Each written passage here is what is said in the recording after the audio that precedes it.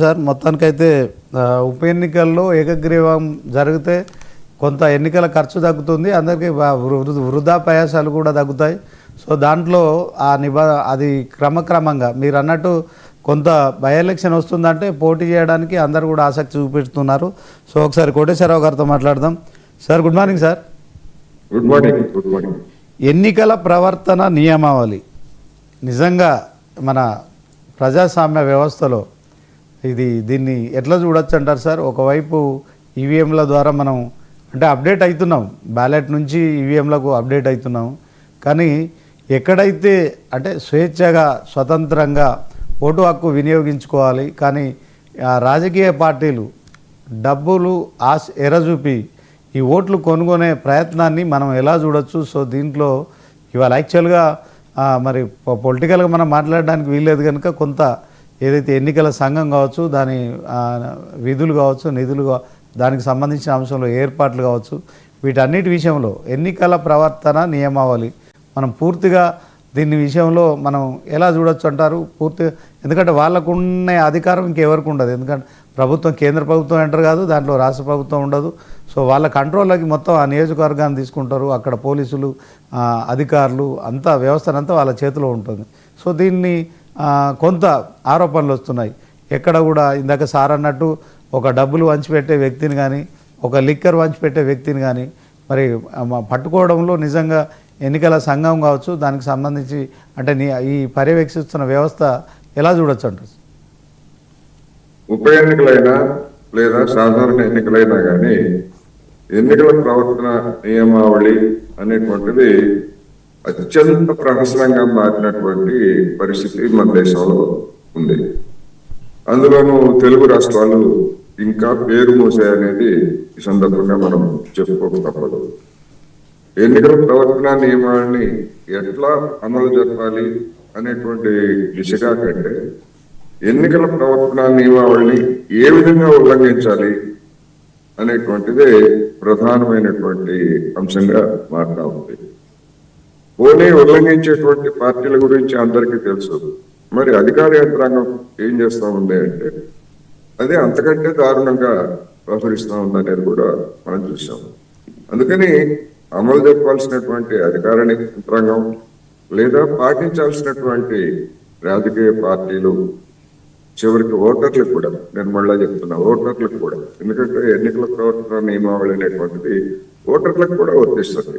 డబ్బు తీసుకోకూడదు, మద్యం తీసుకోకూడదు, లేదా ప్రలోభాలకి గురి కాకూడదు అనేటువంటి దాన్ని మరి ఓటర్లు కూడా పట్టించుకోవాలి. కానీ ఎవ్వరు ఎక్కడ లేదు. మన తెలుగులో సామెత ఉంది, అందరూ శాఖాహారులే కానీ మధ్యలో ఉన్నటువంటి రొయ్యలు పుట్ట మాయమైపోయింది అన్నట్టుగా నిబంధనలన్నీ ఉంటాయి, అందరూ మేము దానికి కట్టుబడే ఉన్నామంటారు, అన్ని చెప్తారు, కానీ ఆచరణలో చూస్తే ఎక్కడ మనకి ఏ విధమైనటువంటి కనపడదు. ఇప్పటికే జూబ్లీహిల్స్ నియోజకవర్గంలో కనీసం 100 నుంచి 150 కోట్ల రూపాయల మేరకు ఇప్పటికే చేతులు మారాయనేటువంటిది మీడియా కూడా వస్తూ ఉంది. అదేవిధంగా సరే మద్యం దాని గురించి చెప్పక్కర్లేదు, ప్రత్యేకంగా చెప్పక్కర్లేదు. ముందుగానే దుకాణాలు మూసేస్తారు కాబట్టి ముందుగానే కొనుగోలు చేసి పెద్ద మొత్తంలో స్టాక్ పెట్టుకున్నారు వివిధ పార్టీలకు చెందినటువంటి వాళ్ళు అనేది బహిరంగ రహిస్తుంది. మరి ఇంకా 24 గంటలు సమయం ఉంది ఓటింగ్ కి. ఈ 24 గంటల సమయంలో మరి ఇంకా ఓట్ల కొనుగోలు రేట్లు ఇంకేమైనా పెరుగుతాయా? ఖచ్చితంగా పెరుగుతాయనే సూచనలు కనిపిస్తున్నాయి. ఎందుకంటే 3 పార్టీలకు కూడా ప్రతిష్టాత్మకంగా ఈ ఎన్నికను తీసుకున్నటువంటి నేపథ్యంలో ఎలాగైనా సరే బెగ్ బారో స్టీల్ అన్నట్టుగా ఎలాగైనా సరే ఎన్నికలను గెలవాలనేటువంటిది నాయకులు బహిరంగంగా చెప్తున్నటువంటి నేపథ్యంలో మరి ప్రలోభాలు కావచ్చు, బెదిరింపులు కావచ్చు, డబ్బు కావచ్చు, ఇవన్నీ కూడా రంగంలోకి తీసుకొచ్చేటువంటి అవకాశం ఉంది. మరి ఎవరైనా వీటిని నివారించడానికి మేధావి వర్గం కానీ లేదా స్వచ్ఛంద సంస్థలుగా ఉన్నటువంటి వాళ్ళు కానీ ఎవరైనా ఉన్నారా అంటే అది వాళ్ళ చేతుల్లో లేదు. అటువంటి ఆలోచన మన మేధావి వర్గానికి కానీ లేకపోతే స్వచ్ఛంద కార్యకర్తలకు కానీ ముఖ్యంగా తెలుగు రాష్ట్రాల్లో ఆ విధమైనటువంటి లేదు. ఎవరో ఒక పార్టీకి మన నాయకుడనో, మన కులమనో, మన ప్రాంతమనో ఈ విధమైనటువంటి పోలరైజేషన్ తోటి మేధావి వర్గం కూడా దిక్కుమాలిందిగా తయారైపోయింది. కనీసం వాయిస్ చేయడానికి కూడా వీళ్ళు ఎవరు సిద్ధం కావట్లేదు అనేది మనకు తెలిసింది. అందుకని ఇప్పుడు జరిగేటువంటి ఎన్నికల నిజానికి ఒక ప్రహసనప్రాయంగానే జరుగుతున్నాయి. ప్రహసనప్రాయంగా ఈ ఎన్నికల్లో ఎవరు గెలుస్తారు, ఎవరు ఓడిపోతారు అనే దాన్ని చూసినప్పుడు ఈ ఎన్నికల్లో గెలుపోవటములతోటి ప్రభుత్వాలు కూలిపోవు, లేదా ప్రతిపక్షంలో ఉన్నటువంటి పార్టీలు ఏవి అధికారానికి వచ్చేటువంటి అవకాశం అంతకంటే కూడా లేదు.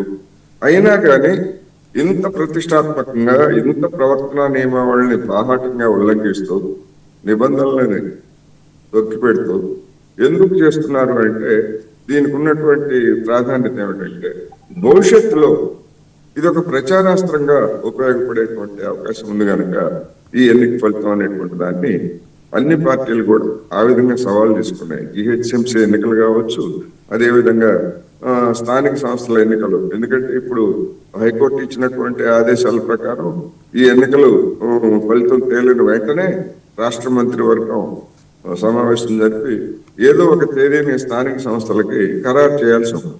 అందుకని అధికార పార్టీకి ఆ విధమైనటువంటి ఒక ప్రతిష్టాత్మకంగా ఈ ఎన్నిక మారితే, రెండవది గత 2 ఎన్నికల్లో విశ్వసనీయతను కోల్పోయినటువంటి బీఆర్ఎస్ పార్టీ ఈ ఎన్నికలో కనీసం దీన్ని నిలబెట్టుకుంటా అన్నా కనీసం ఒక సేవ్ ఉంటుందనేటువంటి దాంతో అది.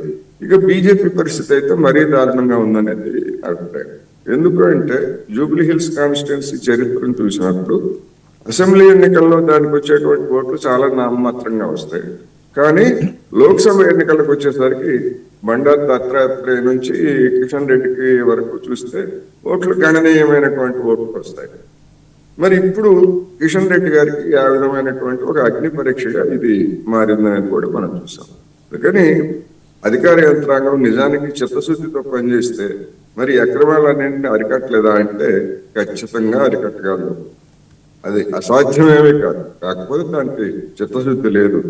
ఎవరు అధికారంలో ఉంటే వాళ్ళకి సేవ చేయడంలో బాగా ప్రజలకు సేవ చేయడంలో కాకుండా అధికారంలో ఉన్నటువంటి వాళ్ళకి ఎట్లా సేవ చేయాలనేటువంటి విషయంలో మన అధికార యంత్రాంగానికి చాలా నైపుణ్యం వచ్చిందనేది మనం 2 తెలుగు రాష్ట్రాల్లో మనం చూస్తున్నాం.